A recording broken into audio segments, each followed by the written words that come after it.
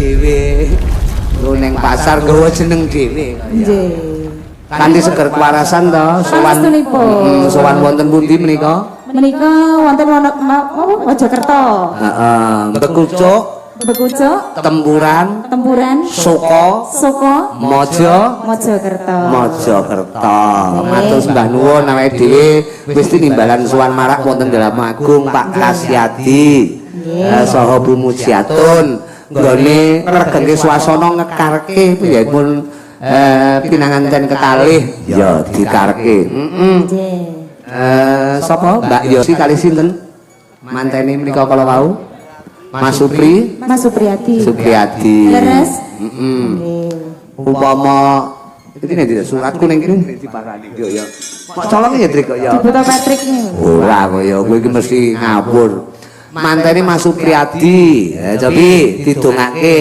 Sinden ki sekali pun ndonga, Nduk, ndonga. Kula wau sampun ndonga sonten niki dalu nggih ndonga malih. Lho iya no, urip iki kudu kebak donga.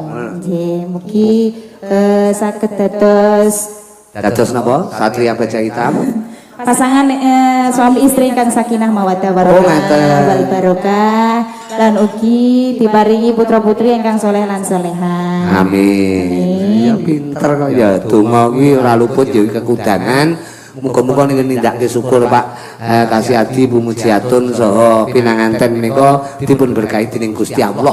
Antuk pengestune dulur kabeh sing padha rawuh dadi keluarga ingkang bagya mulya selawase. Amin. Tapi upama nembang ngaten napa, Nduk? Kula tak pengin sampeyan ngaturke tembang. Badhe nembang napa badhe puisi? Kula diutus napa? Nembang. Oh, nembang. Jeneng kula pripun Om Rudi? Seneng pelok barong. Pelok barong. Barang kok barong. Pelok barang kok Mas. Lah kok ning ndi to suratku ning kene iki? Ha iya. Pelok barang. Jeneng kula diaturke. Ha iki ya tembang katresnan, Nduk. Jeneng kula menika. Diaturke pinjane Mas Supriyadi. Su niku tegese napa? Su napa? Asma kinarya japa upama Mas Supriyadi ngoten sampean ngartekke iso. Su. Ayo. Apa ndak? Masa. Lah dereng sinau kula. Oh iya, engko kapan-kapan tak tuliske sampean. Sugih cara kanggo golek pangupa jiwa lan tentreming kula warga. Upamane ngono kuwi. Oh ngono. Pri pribadinya sangat jadi bisa menjadi contoh buat keluarga. Ngono. Malah kowe sing takon kok ya. Ya, jeneng kula ya. Nggih. Diaturipun warga masyarakat lungguhipun mapan wonten Bekucuk menika jeneng kula buka celuk saking ngriku napa saking ngriku. Ya wis kerapyangan Mas. Senang kula. Samonten ya. Nggih. Sakmene kok Om? Lha ora saiki mosok mben kok piye kok ya. Ya. Senang kula bumi aja Piye?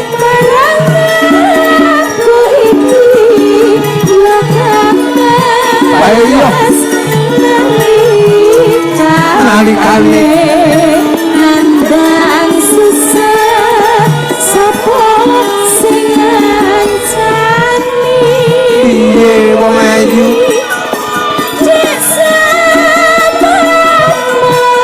aku tetap tresno tetap setia panas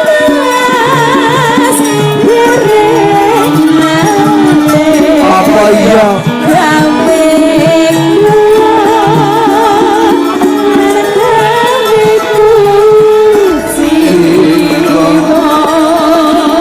kene-kene nunggu kene wong ayu Prabu ini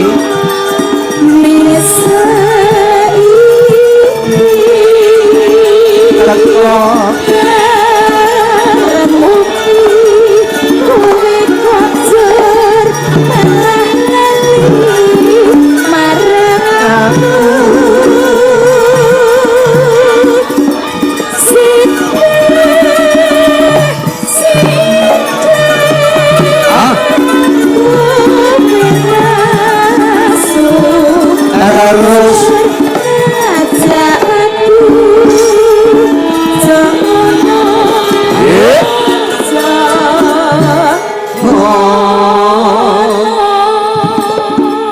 Dinda Hapsari suarane apik, wonge carane lencir kuning tur dhuwur lah. Ya.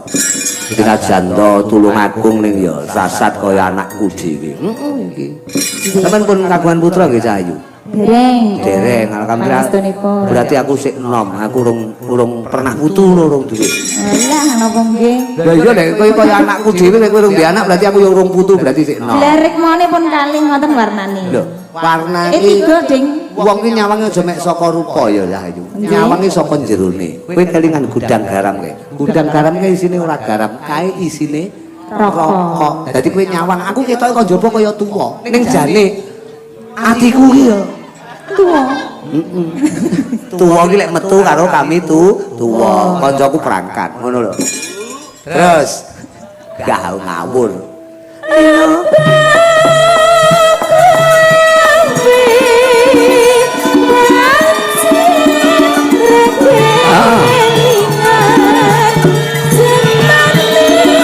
Sekali lagi ya. Cahayu. Coba. Mary Jaya. Jaipong mlaku ngono ya. Halus.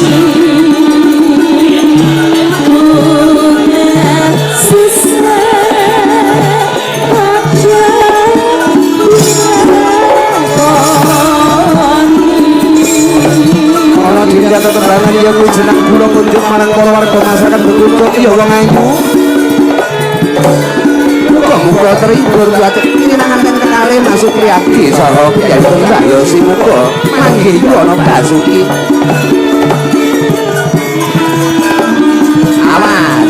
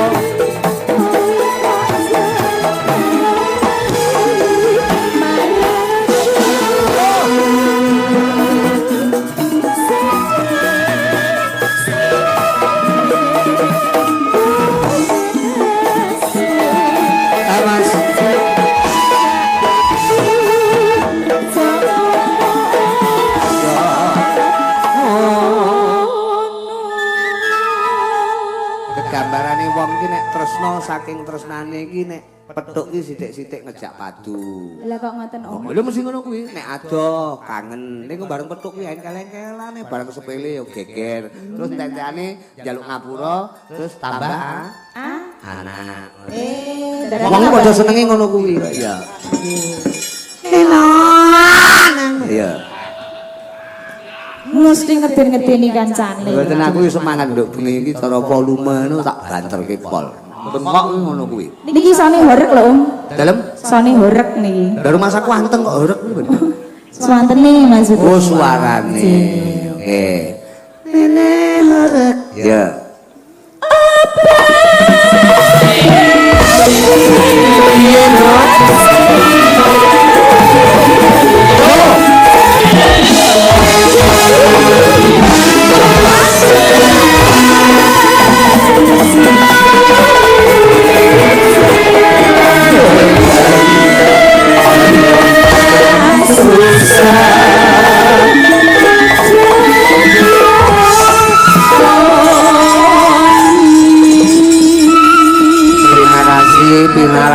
rumiyin ya Dinda.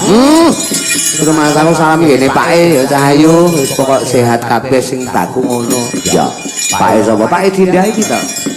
Sing baku sak mboten-mbotenipun menika ngregeng swasana sak bisa-bisane yo Pah tenan. Bengi iki beda karo liyane.